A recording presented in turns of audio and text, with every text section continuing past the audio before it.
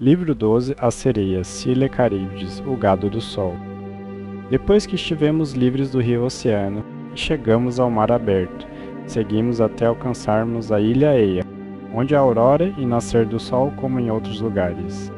Então puxamos nosso navio para a areia e saímos dele para a praia, onde fomos dormir e esperamos até que o dia raiasse. Então, quando a filha da manhã, a aurora de dedos rosados, apareceu, enviei alguns homens à casa de Circe para buscar o corpo de Elpenor. Cortamos lenha de um bosque, onde o promontório se projetava para o mar.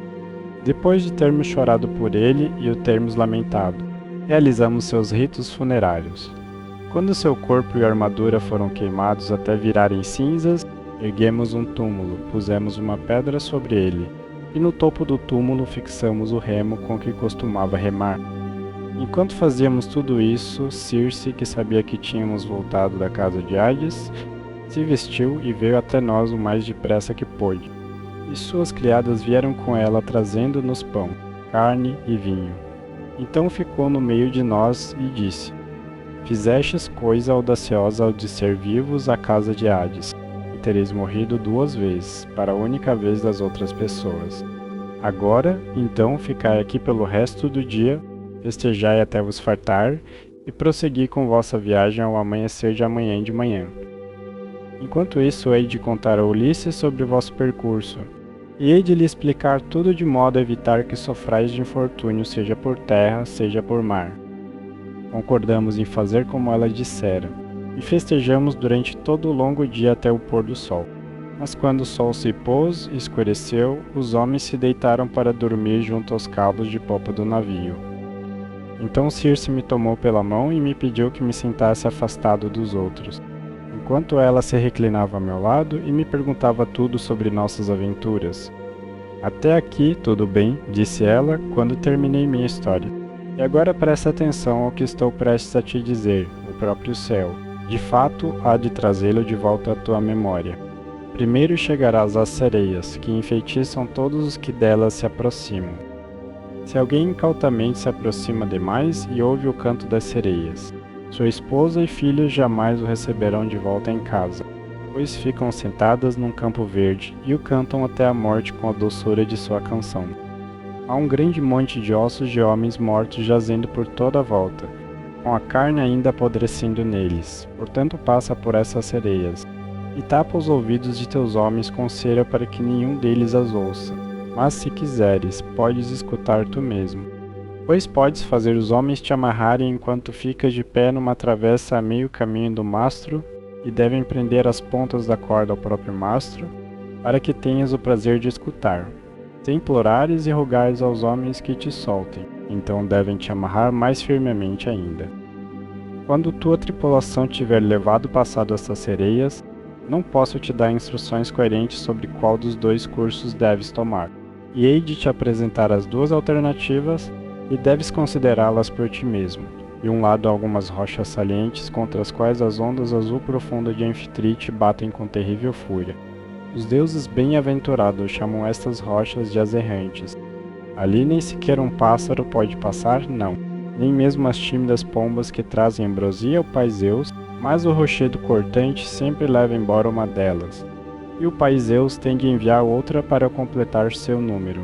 Nenhum navio que ainda tenha chegado a estas rochas escapou de novo, mas as ondas e redemoinhos de fogo estão carregados de destroços e dos corpos de homens mortos. O único navio que já navegou e conseguiu passar foi o famoso Argo, em seu caminho da casa de Eetes, e mesmo ele teria ido contra estas grandes rochas, não fosse Hero ter pilotado passado elas pelo amor que tinha por Jasão. Destas 2 rochas, uma alcança o céu e seu pico se perde numa nuvem escura.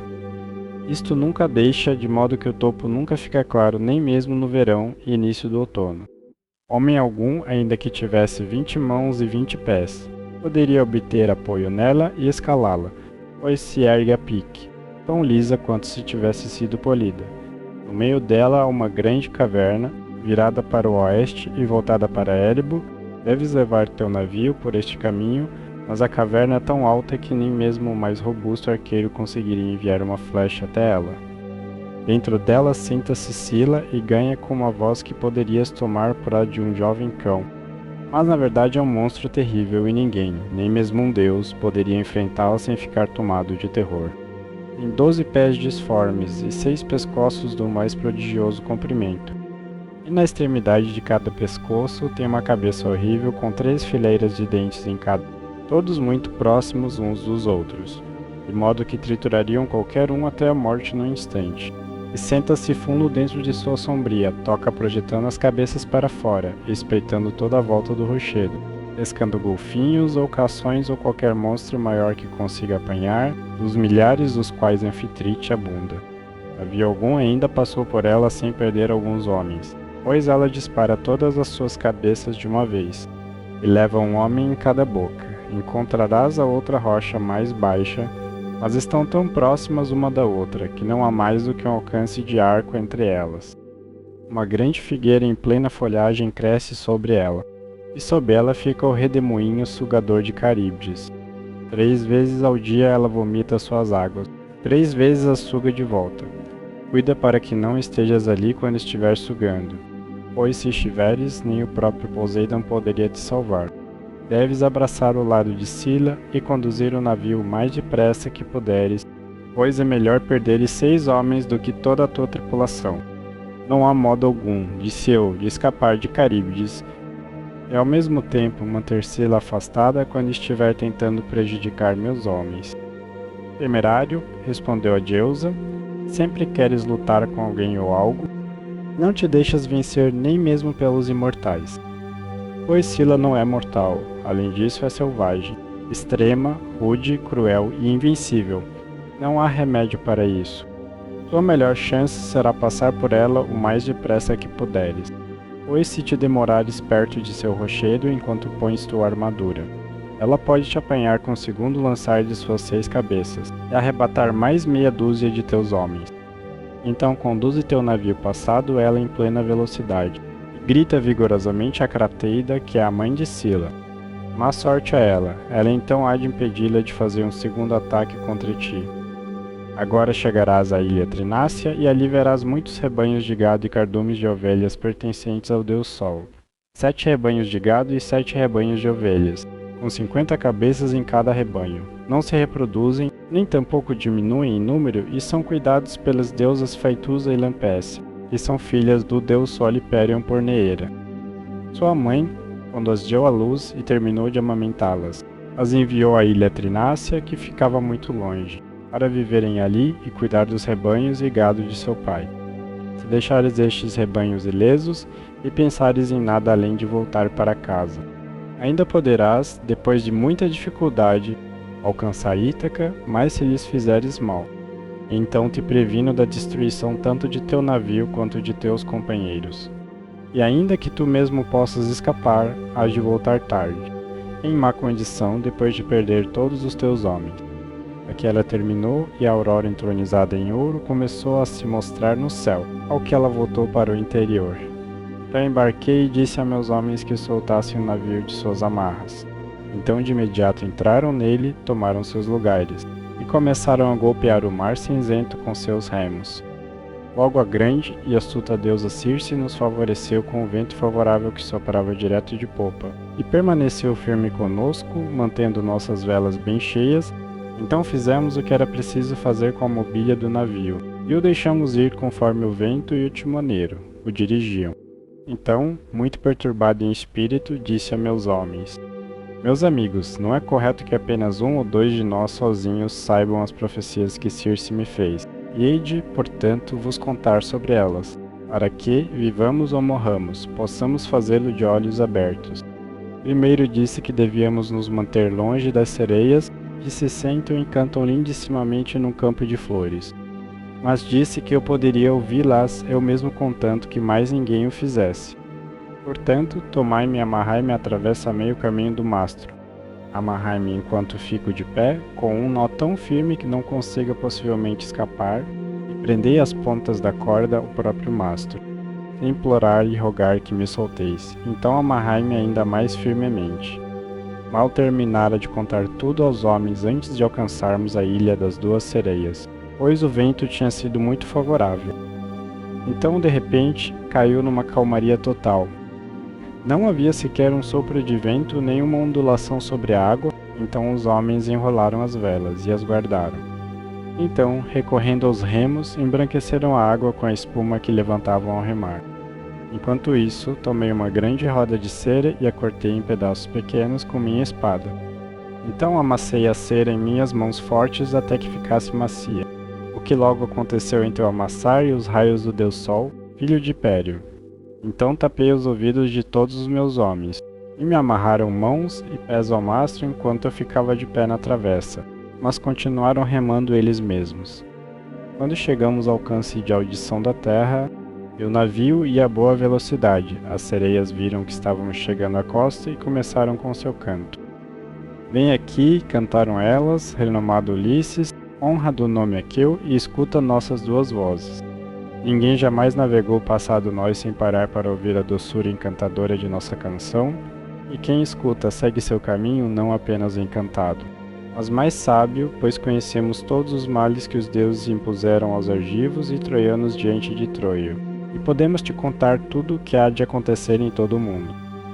Cantaram estas palavras muito musicalmente, e como ansiava por ouvi-las mais, fiz sinais franzindo o senho a meus homens que me soltassem.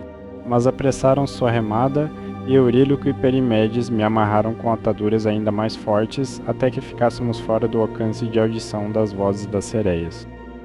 Então meus homens tiraram a cera dos ouvidos e me desataram. Imediatamente depois de termos passado a ilha, vi uma grande onda da qual se erguia borrifo, e ouvi um som de rugido alto.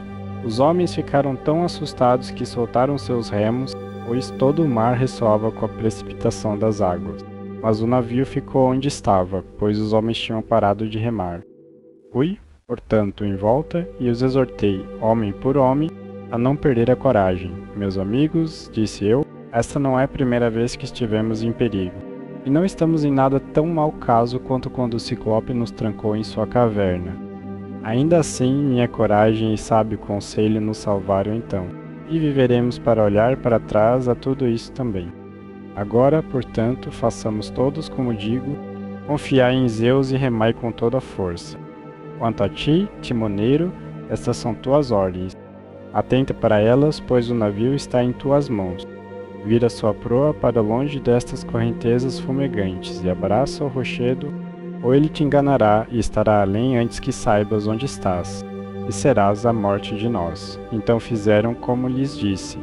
Mas nada disse sobre o monstro terrível Sila, pois sabia que os homens não continuariam a remar se o fizesse, mas se aglomerariam no porão. Numa única coisa desobedeci as instruções estritas de Circe, pus minha armadura. Então, agarrando duas lanças fortes, tomei minha posição na proa do navio, pois foi ali que esperei ver primeiro o monstro do rochedo, que faria tanto mal a meus homens, mas não conseguia distingui-la em lugar algum, embora forçasse os olhos olhando o sombrio rochedo de cima a baixo. Então entramos nos estreitos em grande temor de espírito, pois de um lado estava Sila, e do outro a temível Caríbdis continuava a sugar a água salgada. Enquanto eu vomitava, era como a água num caldeirão quando ferve transbordando sobre um grande fogo, e o borrifo alcançava o topo das rochas em ambos os lados. Quando começava a sugar de novo, podíamos ver toda a água dentro girando em redemoinho, que fazia um som ensurdecedor ao quebrar contra as rochas. Podíamos ver o fundo do redemoinho todo negro de areia e lama, e os homens estavam fora de si de medo, enquanto estávamos absortos nisso e esperávamos a cada momento que fosse o nosso último. Sila caiu de repente sobre nós e arrebatou meus 6 melhores homens. Estava olhando ao mesmo tempo tanto para o navio quanto para os homens, e num momento vi suas mãos e pés bem alto acima de mim, se debatendo no ar enquanto Sila os levava, e os ouvi chamar meu nome num último grito desesperado, como um pescador, sentado, lança na mão.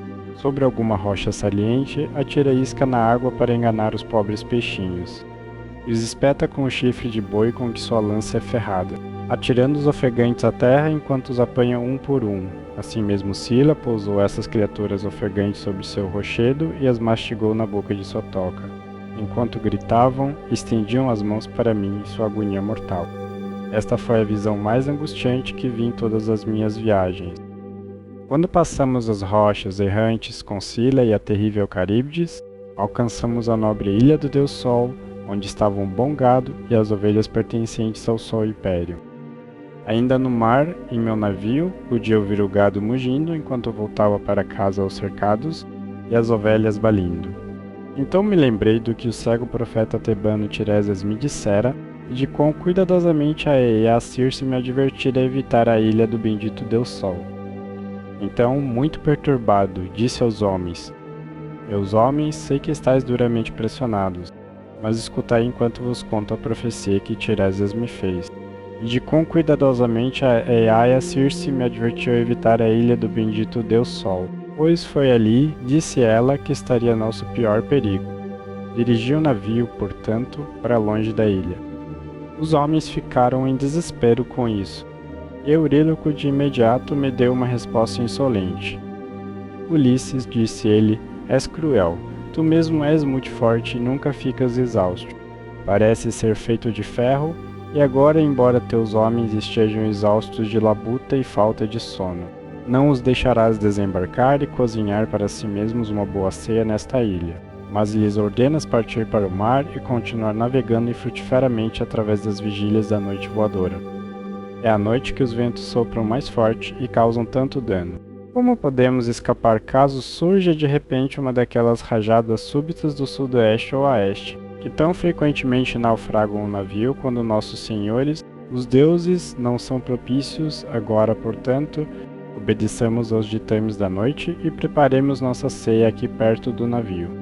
Amanhã de manhã embarcaremos de novo e partiremos para o mar. Assim falou Euríloco, e os homens aprovaram suas palavras. Vi que o céu nos destinava algum mal e disse: Forçais-me a ceder, pois sois muitos contra um só.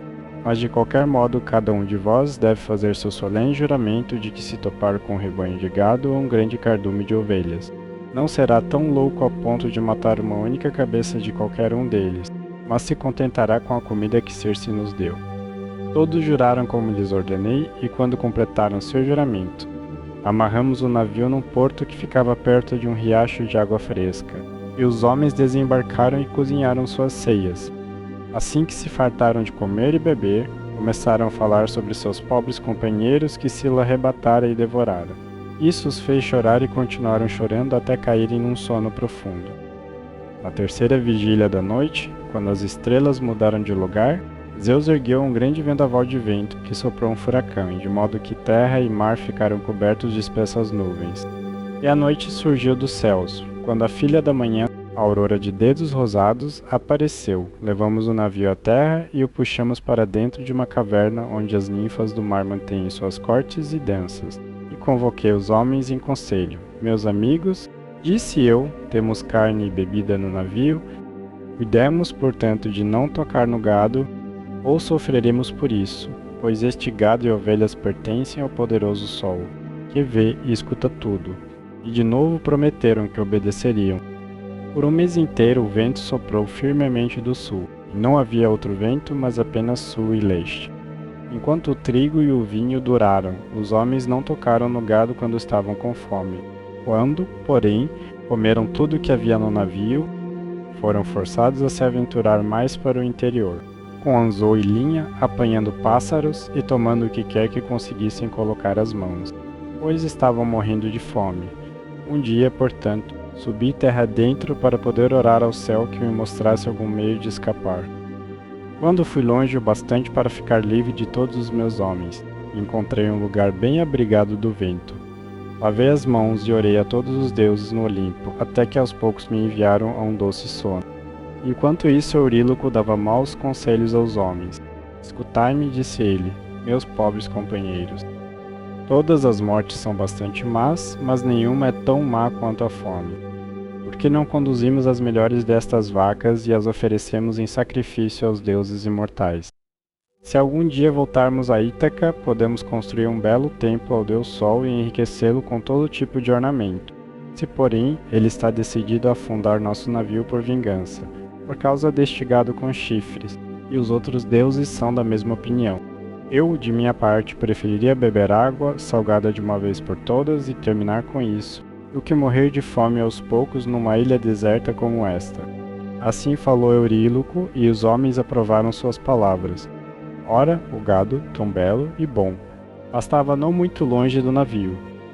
Os homens, portanto, conduziram os melhores deles.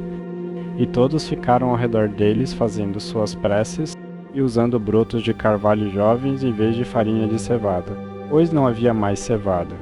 Quando terminaram de orar, mataram as vacas e prepararam suas carcaças. Cortaram os ossos das coxas, os envolveram em 2 camadas de gordura e puseram alguns pedaços de carne crua sobre eles.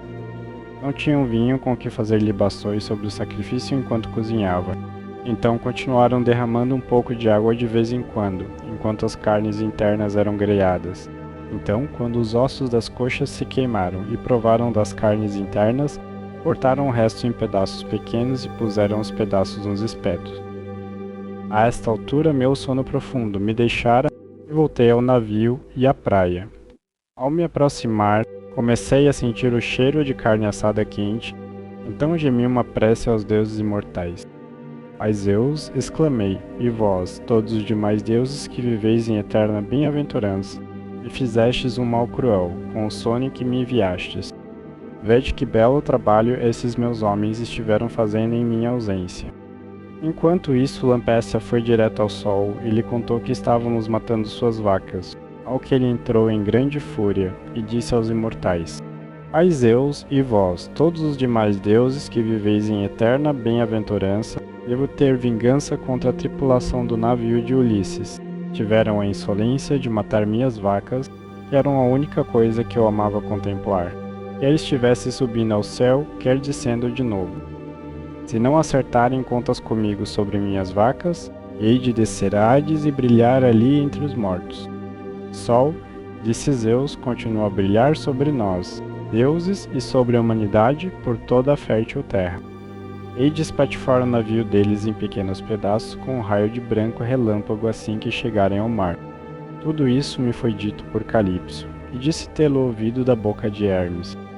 Assim que cheguei a meu navio e à praia, repreendi cada um dos homens separadamente, mas não podíamos ver saída alguma para isso, pois as vacas já estavam mortas. De fato, os deuses de imediato começaram a mostrar sinais e maravilhas entre nós, pois as peles do gado rastejavam, e as juntas nos espetos começaram a mugir como vacas, e a carne, seja cozida, seja crua, continuava a fazer um barulho exatamente como fazem as vacas.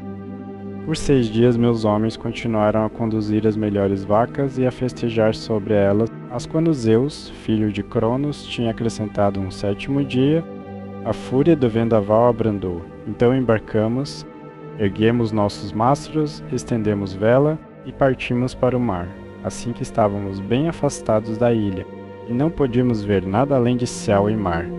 O filho de Cronos ergueu uma nuvem negra sobre nosso navio, e o mar escureceu sob ela. Não avançamos muito mais, pois em outro momento fomos apanhados por uma rajada terrível do oeste que quebrou os estais de proa do mastro, de modo que caiu para a popa, enquanto toda a mobília do navio se espalhava no fundo da embarcação. O mastro caiu sobre a cabeça do timoneiro na popa do navio, de modo que os ossos de sua cabeça se esmigalharam e caiu ao mar como se estivesse mergulhando, sem vida alguma restando nele. Então Zeus lançou seus raios, e o navio girou, e se encheu de fogo e enxofre enquanto o relâmpago atingia. Os homens todos caíram no mar, foram levados ao redor do navio na água, parecendo tantas gaivotas, mas o deus logo os privou de toda a chance de voltar para casa de novo. Fiquei agarrado ao navio até que o mar arrancasse seus flancos de sua quilha, que foi à deriva por si mesma, e arrancasse o mastro dele na direção da quilha. Mas havia um estai de polpa de robusta, correia de couro de boi, ainda pendurado nele, e com isso amarrei o mastro e a quilha juntos, e me montando sobre eles fui carregado para onde quer que os ventos escolhessem me levar. A rajada do oeste agora gastara sua força.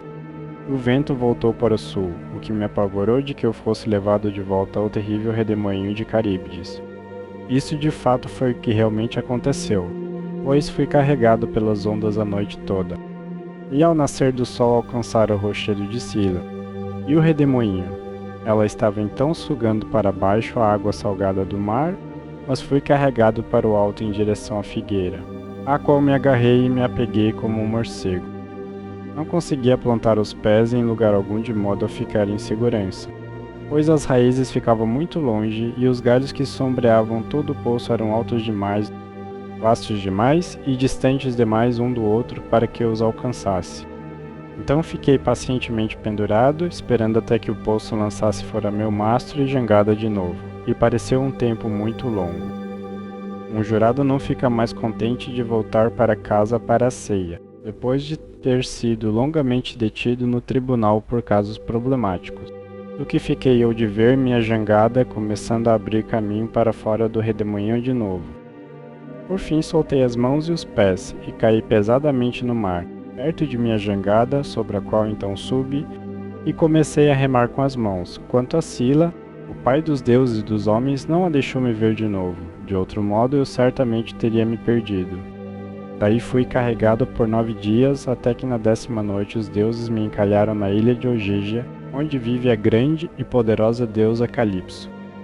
Ela me acolheu e foi bondosa comigo, mas não preciso dizer mais sobre isso, pois vos contei a ti e a tua nobre esposa tudo sobre isso ontem, e detesto dizer a mesma coisa repetidamente.